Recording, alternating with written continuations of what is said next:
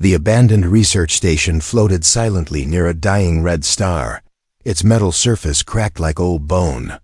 No ships passed this region anymore. No signals came from this place. It was forgotten by time. But one human explorer, Mason Halley, drifted toward it in his small shuttle, following a weak emergency beacon that appeared only for a second on his scanner. Mason was not the type of man who ignored distress signals. Even in the far edges of space, he believed life mattered. So he docked his ship carefully beside the ruined station and stepped inside with only a flashlight and a low-power pistol. The moment he entered, the cold hit him first. The air tasted like dust and metal. Every hallway looked broken, wires hanging like dead vines. Something had happened here, something violent and fast. He walked slowly, boots echoing on the metal floor. Clang, clang. The sound felt too loud in the silent darkness. "Hello?" Mason called out, his voice steady. "If someone is alive, answer me." No reply. But then, a very soft sound reached him, a faint, trembling whisper. Like someone saying help but too weak to finish the word. Mason froze. His heartbeat quickened. The sound came from deep inside the station. He followed it. The hallway turned into another hallway, and then another, this one covered in strange glowing marks, alien symbols. He did not recognize the language, but it felt like a warning. The whisper came again, closer this time. He finally reached a large circular room filled with broken machines. Many were smashed, some melted. The floor had long scratches, as if something had been dragged across a dot. In the center stood a glass-like containment pod, cracked but still glowing faint blue. Mason lifted his flashlight. Inside the pod, someone was curled up. A girl. Her body was humanoid, but covered with a thin metallic cloth. Long silver hair stuck to her cheeks, and her skin glowed faintly like moonlight. She hugged herself tightly, shaking as if she feared the entire world. Mason stepped closer. "Hey, can you hear me?" The girl's eyes opened a little, large, bright, and strangely beautiful. But they were filled with fear. She tried to move away, but the pod was too small. Mason spoke gently. "I'm not here to hurt you. I'm human. I'm here because I saw your signal." Her lips parted, as if she wanted to say something, but no sound came out. Mason placed a hand on the pod's surface. "I'm going to open this. Stay calm." The moment he touched the control panel, the whole station reacted. The lights flickered. A long alarm tone echoed. The pod's monitor came alive, showing lines of alien text mixed with human letters. The system tried to translate. A warning message flashed. Anatomical structure, unclassified. Third. The line cut off with static. Mason blinked. Third. What? Before he could read more, the entire room went dark. The power died at once. The glow from the cracked pod became the only light. The girl gasped softly, covering her chest and back with her arms, as if she didn't want him to see her body. Her breathing grew fast and scared. Mason spoke calmly. "It's okay. I don't know what that meant. I'm here to help you." He searched for the emergency release switch, brushing dust and broken wires aside. Finally, he found it. A small lever hidden under the control panel. He pulled it. A hiss of escaping air filled the room. The glass slid open slowly. The girl collapsed forward, weak and trembling. Mason caught her before she hit the floor. She felt impossibly light, as if bones were softer than human bones. When Mason tried to lift her properly, she pushed his hand away and tried covering her body again. "No. Don't look," she whispered in a fragile voice. "Humans react badly." "To what?" Mason asked softly. She shook her head. "The third." Mason didn't understand, but he didn't push her. He didn't want to scare her more. He helped her sit on the cold floor. She was breathing harder now, exhausted. Dust rose around them as she tried to steady herself. Her hair fell away from her face, revealing a strange pattern on her neck. 3 thin lines glowing dim turquoise. Mason checked her pulse. It was fast but stable. "You're freezing," he said. "We need to get you out of here." The girl looked around with wide eyes. "They will come back," she whispered. "They always come back." "Who?" She hesitated. Then she answered, with a shaking voice, "The ones who made this place. They want me because of my body, because of the third thing." She stopped again, as if saying more would kill her. Before Mason could ask anything, the station trembled. Something had docked on the far side. The sound of metal grinding echoed through the halls. The girl's eyes widened with terror. "They're here." Mason stood up quickly and pulled her close to him. "Then we move, now." He lifted her gently, and though she tried to hide her body again, she didn't fight him this time. The dark hallway waited for them. The unknown waited for them, and Mason still didn't know what the third meant. But he knew one thing: whatever she was hiding, someone else wanted it badly, and that made her life worth protecting. Mason carried the alien girl through the broken hallway while the sound of metal scraping echoed far behind them. Someone, or something, had entered the station. The girl trembled in his arms like a freezing bird. Every time his hand accidentally touched her back or sides, she stiffened and tried to pull the cloth tighter around her body. That it was clear she was hiding something. Something important. Something dangerous. But Mason didn't ask. Not yet. They reached a small maintenance room with half-working lights. Mason gently set her on a crate. She looked around nervously, as if expecting the walls to attack her. "You're safe for now," he said softly. Her glowing eyes narrowed. "Safe? No human is ever safe near me." Mason frowned. "Why would you say that?" She opened her mouth to answer, but quickly shut it again, clutching the metallic cloth around her. Her hands shook so badly she could barely hold it. Mason tried to sound calm. "Look, I don't care what that pod said. I'm not here to judge your anatomy." "You should," she whispered. "Your species fears what it does not understand." He sat across from her, giving her space.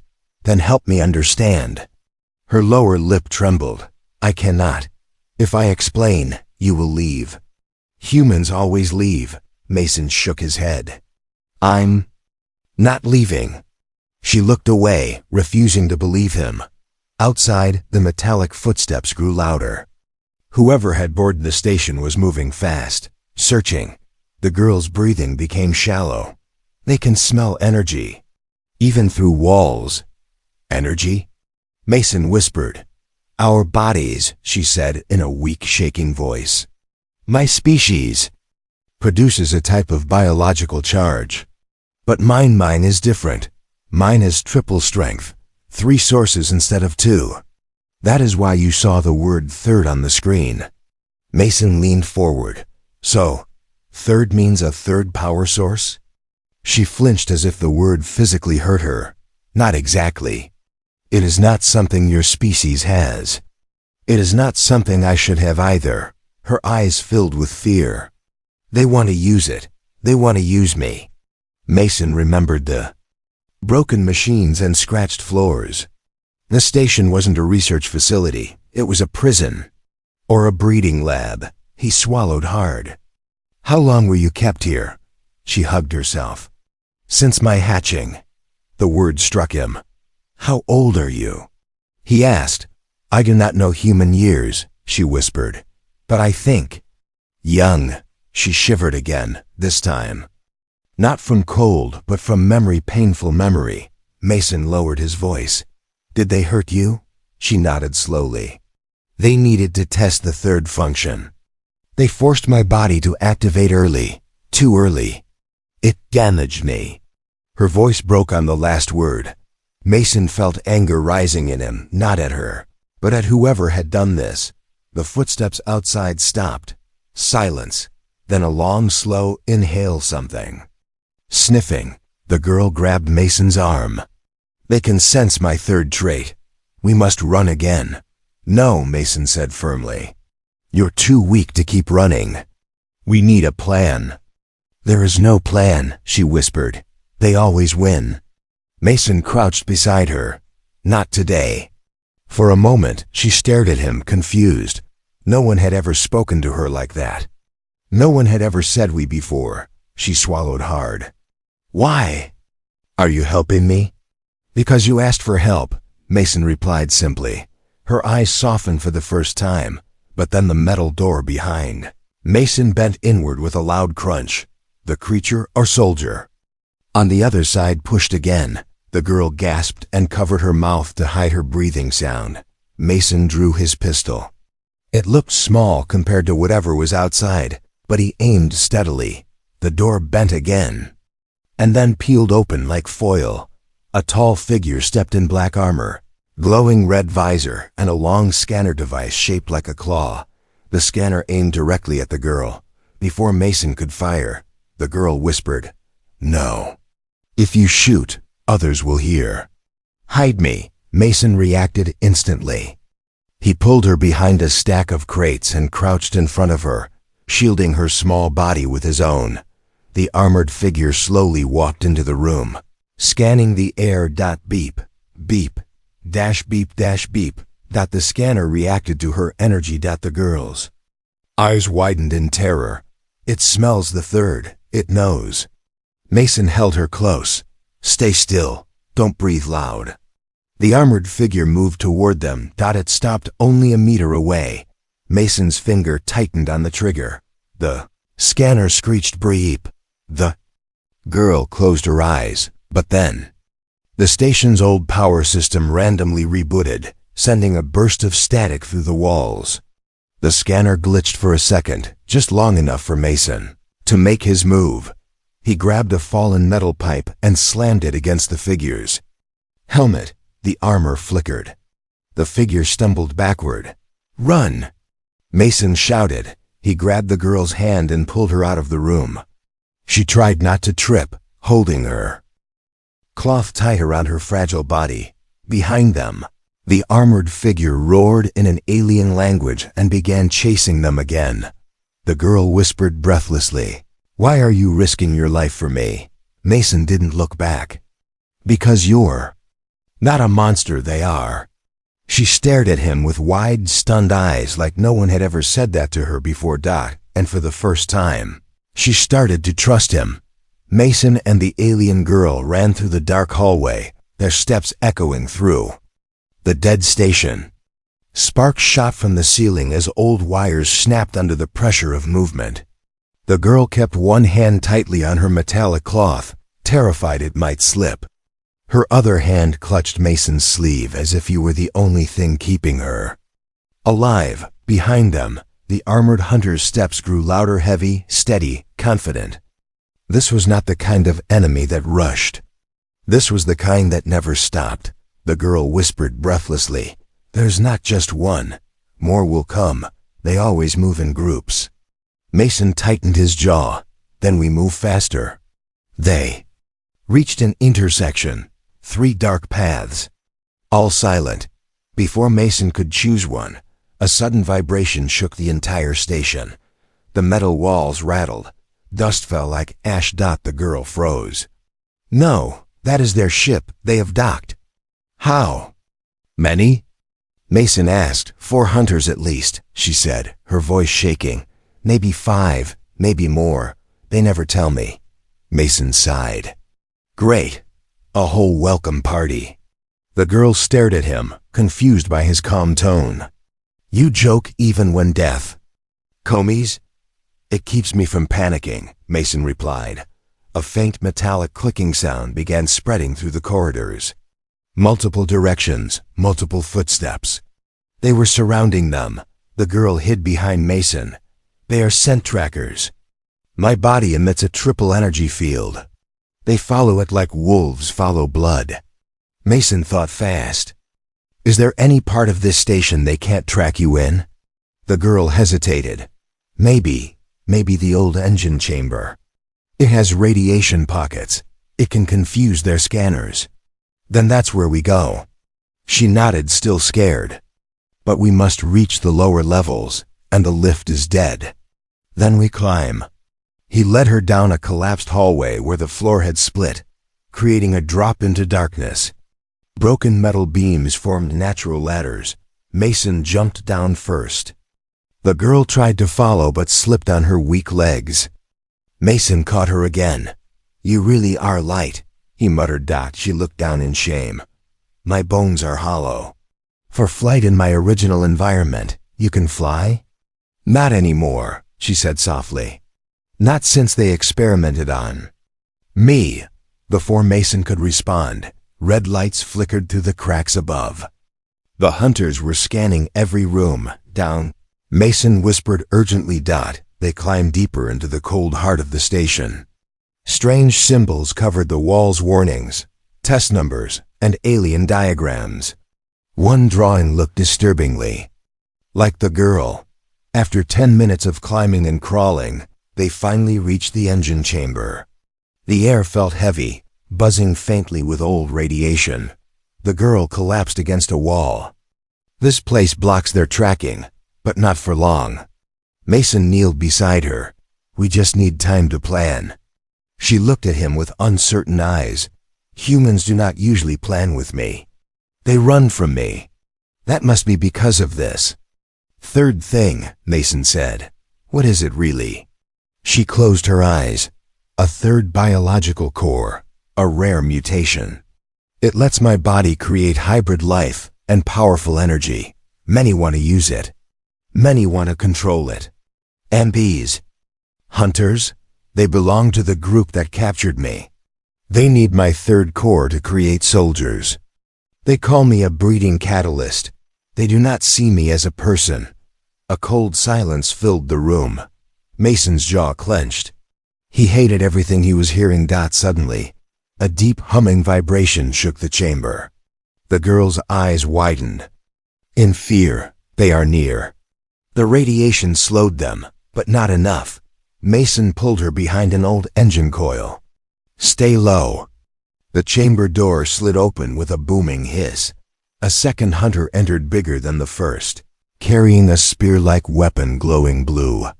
Its helmet rotated slowly, scanning the air. The girl covered her mouth to silence her breathing, but the hunter did not need sound. It carried a biochemical sniffing module. A small device extended from its helmet, releasing a soft clicking pattern. Click dash, click dash, click. The girl trembled so hard, Mason had to place a steadying hand on her shoulder. The hunter stepped deeper into Cote. The room. Another hunter entered behind it, and another. They were surrounding the chamber. Mason whispered, "We need a distraction." Before he could think of one, the girl reached into her cloth with shaking hands and touched a glowing marking on her abdomen, something Mason had not seen before. "What are you doing?" Mason whispered. She shook her head. "If they capture me again, you will die. I must confuse them with my energy." Suddenly, her body pulsed with faint turquoise light. The air vibrated. The old machines lit up for a second. The hunters stumbled, confused. "Their scanners glitched." Mason grabbed her hand. "You didn't tell me you could do that." "I should not," she whispered weakly. "It hurts my system, but it hides us."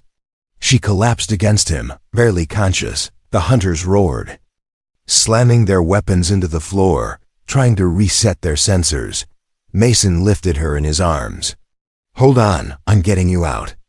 He slipped through the side hatch while the hunters struggled with their malfunctioning scanners. As the hatch closed behind them, the girl whispered softly, "No human would help me like you do." "Why do you?" Mason answered without thinking. "Because you're not a weapon. You're someone who deserves a chance." She stared at him with wide, stunned eyes, like the words were something she had never heard before. For the first time, the girl truly wanted to live. Mason carried the alien girl through a narrow maintenance tunnel that trembled with every distant explosion. The hunters were tearing the station apart room by room, their scanners screeching as they tried to recover from her energy pulse. The girl was barely conscious now, her breath soft and uneven against Mason's chest.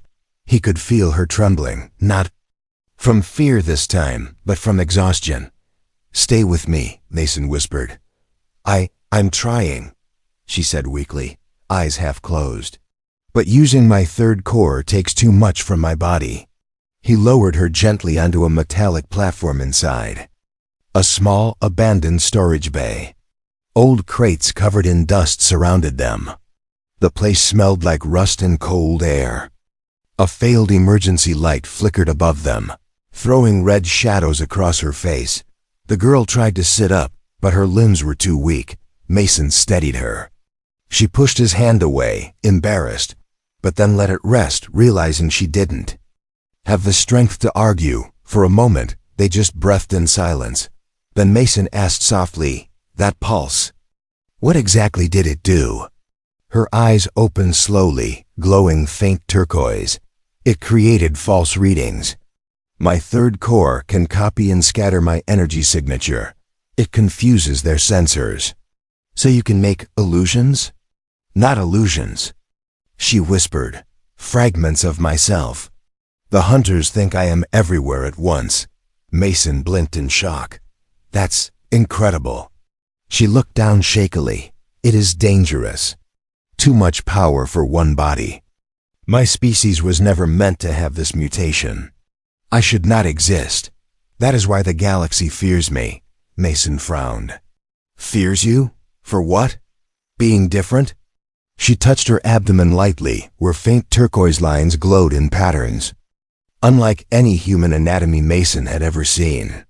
The glow pulsed softly, like a second heartbeat. "Or a third, my third core," she said softly. "It allows my body to merge DNA from different species. It is a creation engine. Something scientists should control."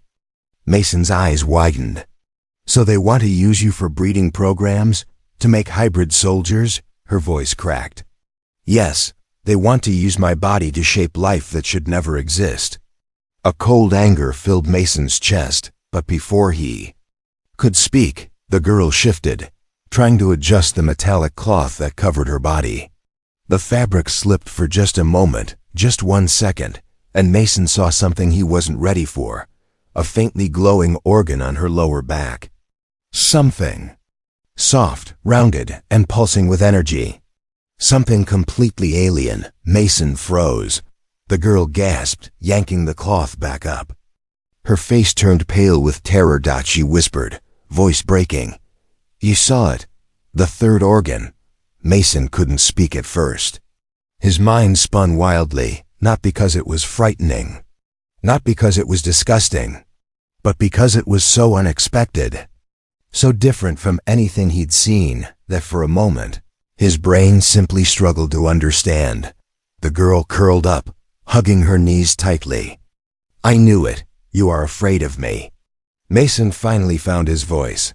"No, I'm not afraid, just surprised." "You should be," she whispered. "This third organ, it changes my entire biology. Humans think anything different is wrong." Mason shook his head. "Look, I've seen enough aliens to know that normal doesn't mean anything in space." She looked away, tears forming.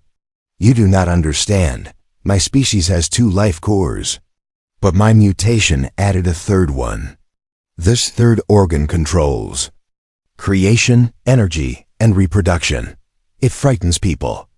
They think I can take over their species. They think I am a weapon." Mason gently touched her shoulder. For the first time, she didn't pull away. "You're not a weapon," he said. "You're someone they tortured and hunted.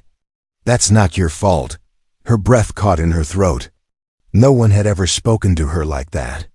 Not even her own captors when she tried to escape the first time. Then boom, a deafening blast hit the wall outside the storage bay. The ground shook violently. Dust rained from the ceiling. The girl grabbed Mason's arm. "They found us." Mason helped her stand, supporting most of her weight. "Can you walk?" She nodded weakly. "Yes, but only if you stay close." They moved into the hallway. The lights flickered wildly. Shadows twisted on the walls like ghosts. The metal door behind them suddenly dented inward. A hunter slammed its fist into the door again. The girl whispered, terrified. They activated battle mode. They will not stop. Mason raised his pistol. We go to the reactor core. If we overload it, the explosion will blind their scanners long enough for us to escape to my ship. She stared at him in shock. You would risk destroying the station. For me? I'm not letting them take you, Mason said firmly. Not now, not ever. The girl looked at him the way someone looks at a sunrise after years of darkness.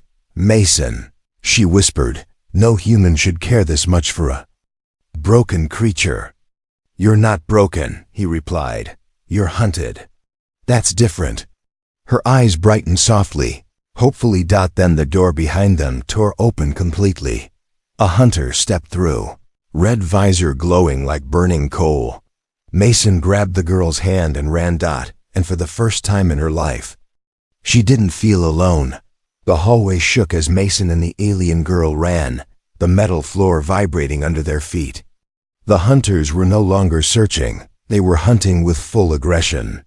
Their roars echoed through the corridors, bouncing off every broken wall.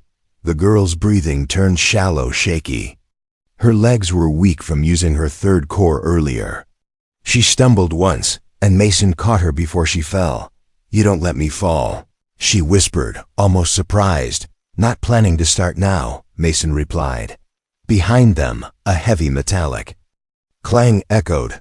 A hunter had landed on the walkway above them. Mason pulled her into a side corridor, just as a spear of blue plasma struck the ground where they had been standing. The metal sizzled and melted. They brought plasma weapons. The girl whispered, They are serious now. Yeah, I noticed, Mason muttered. They rushed down a collapsed ramp, jumping over debris and shattered machines. The air smelled of burnt wires and old chemicals. The girl kept one hand on Mason's arm for balance. Her other arm held the metallic cloth tightly around her body, trying desperately to keep her third organ hidden. Every step she took, Mason could feel her strength fading. We're getting close, she said softly. The reactor core is just beyond this section. Good, Mason said, though he heard fear in her voice. The hunter's footsteps grew louder again. Not one, not two, a full group. Their red visors glowed in the darkness like a pack of wolves closing in. Mason cursed under his breath. There. Too many. The girl trembled. They do not want to kill me. They want to take me. But they will kill you. Not happening, Mason said firmly. We're getting out. The corridor ahead suddenly split apart, half collapsed, half stable. Mason supported her carefully as they moved across a cracked pipe bridge. But then cracked. The pipe shifted under their weight. The girl screamed as she slipped. Mason grabbed her wrist with both hands, holding her above the long drop. Her cloth almost slipped, revealing a faint turquoise glow on her back. Mason didn't look. He focused only on keeping his grip tight. I've got you, he said. Her voice shook. Why do you always help me? Because someone should have helped you a long time ago, Mason said through gritted teeth. He pulled her up carefully. She collapsed into his chest, breathing hard. But there was no time to rest. A hunter dropped down from the upper floor, landing only a few meters away. Its armor glowed with tracking symbols. It raised its scanner, which beeped wildly at her presence. The girl's eyes widened with fear. It has locked onto my third core. That's enough of that, Mason barked. He fired his pistol twice. The bullets bounced off the hunter's armor but disrupted its balance. Mason grabbed the girl's hand and sprinted through the broken corridor. They entered a large room, the old genetic testing hall. The girl froze when she recognized it. Large glass tubes lined the walls, most shattered.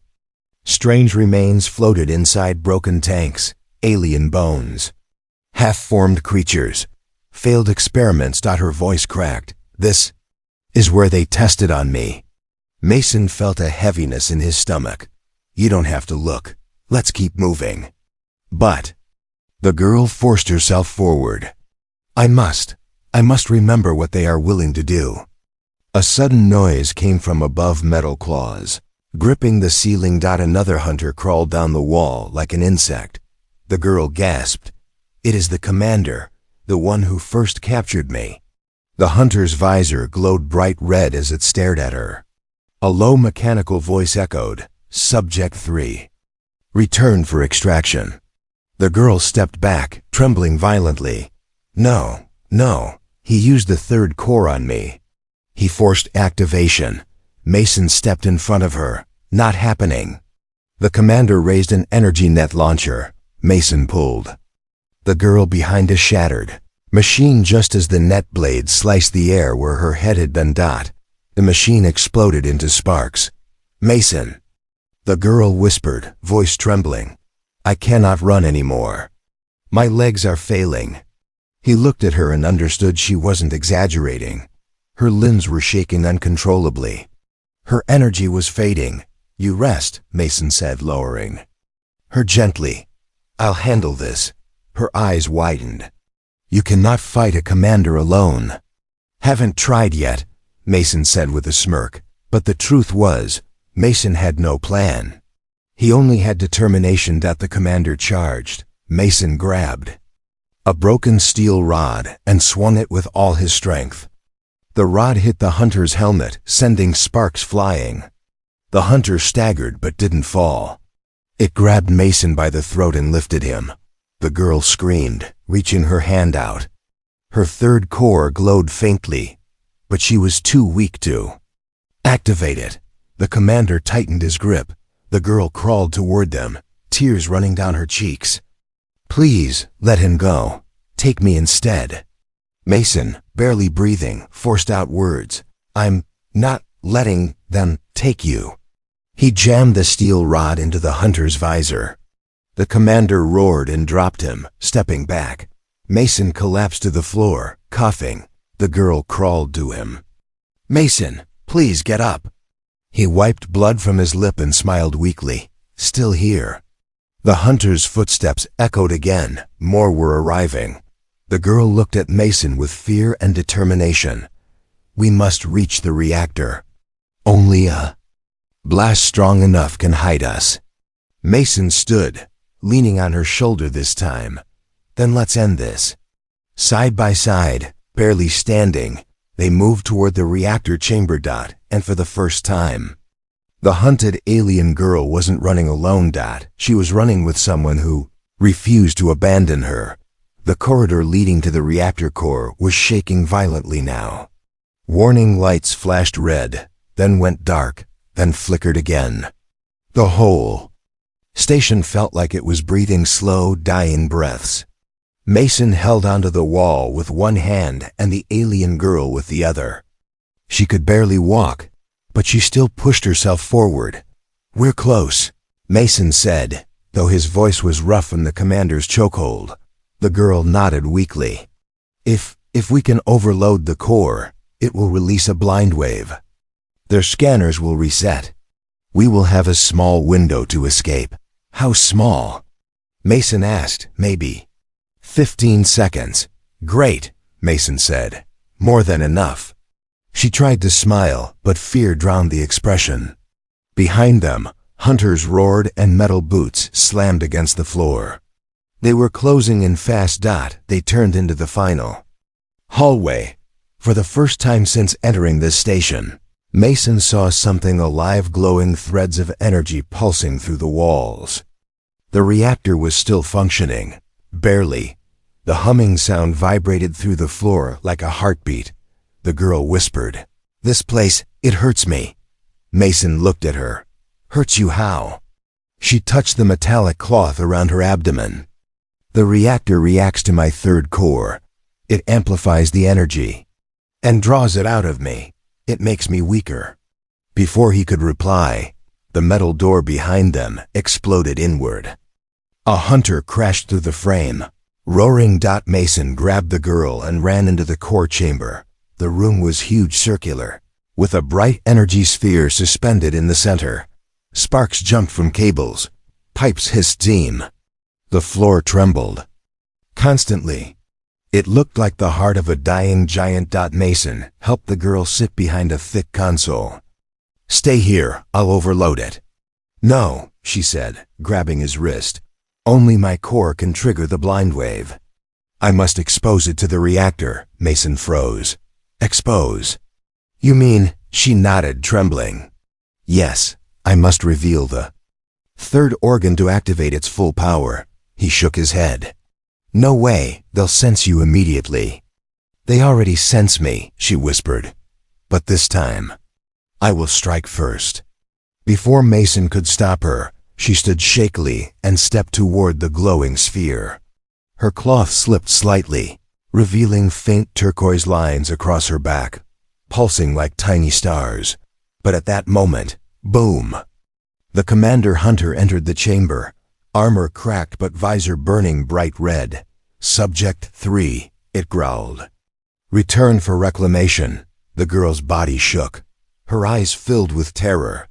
She stumbled back until she hit Mason's chest. He steadied her. "Ignore him. Focus on the core." "He will kill you," she whispered. "Not if you get us that blind wave."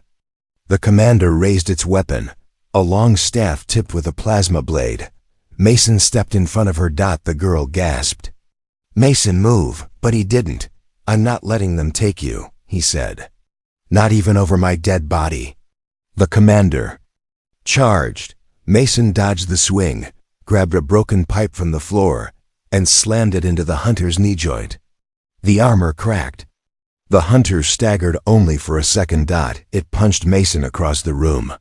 Mason hit the ground hard, sliding against metal.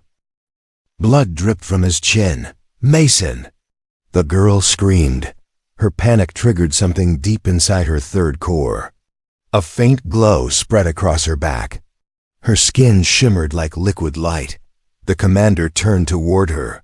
She backed up, breath shaking. "Stay away." It advanced slowly, ready to grab her. "No!"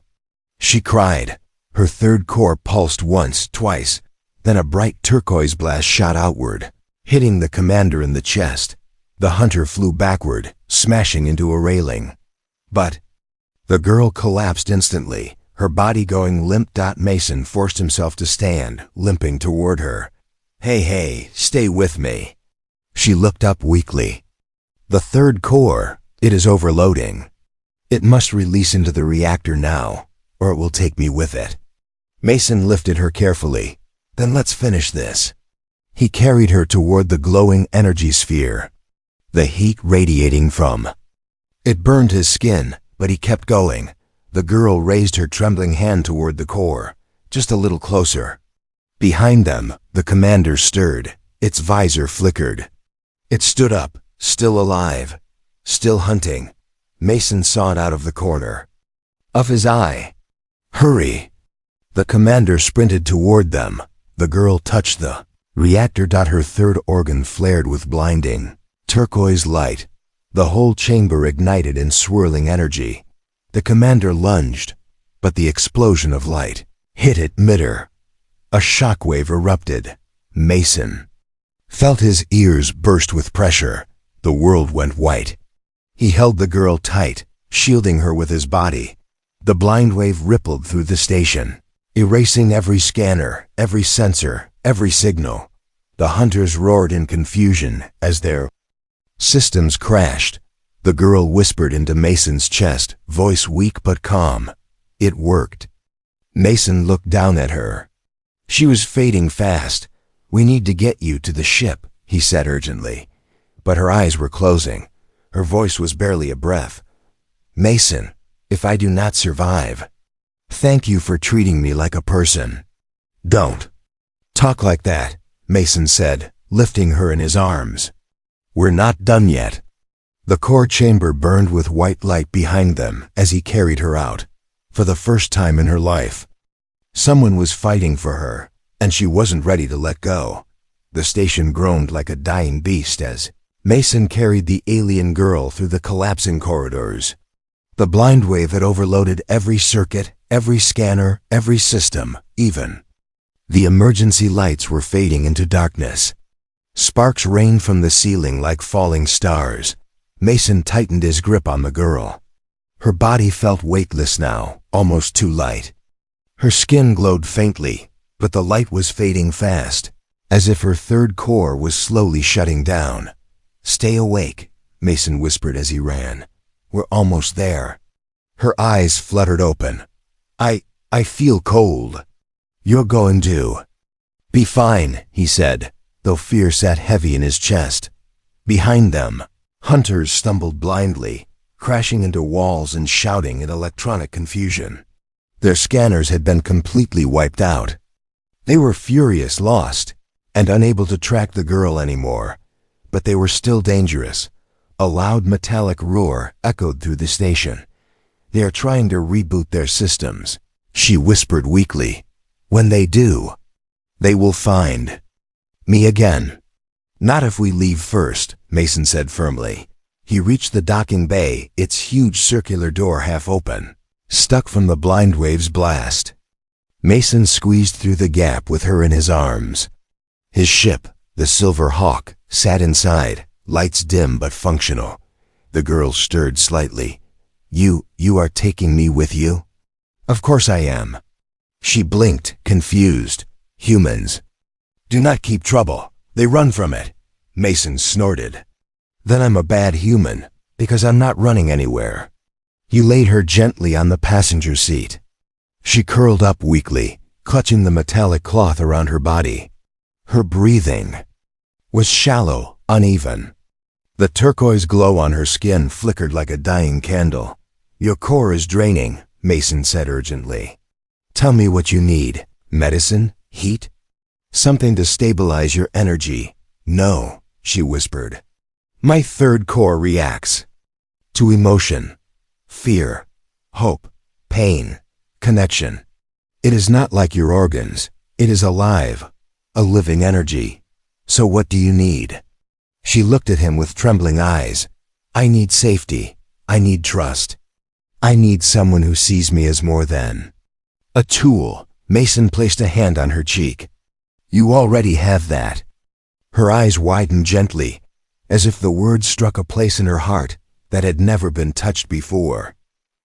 Boom! The station shook violently. Hunters had reached the docking bay. "We have to go."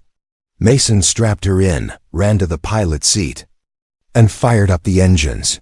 The Silver Hawk hummed weakly at first, then roared to life. Mason lifted the ship, turned it toward the exit tunnel, and launched forward. Behind them, hunters fired blindly, their plasma shots slicing past the hull. "Hold on!" Mason shouted. The ship burst through the docking tunnel, just as the entire station's reactors overloaded. A massive explosion erupted behind them, bright enough to light up the dying red star. The shockwave hit the Silver Hawk, rocking it hard, but Mason kept it steady. He looked back at the girl.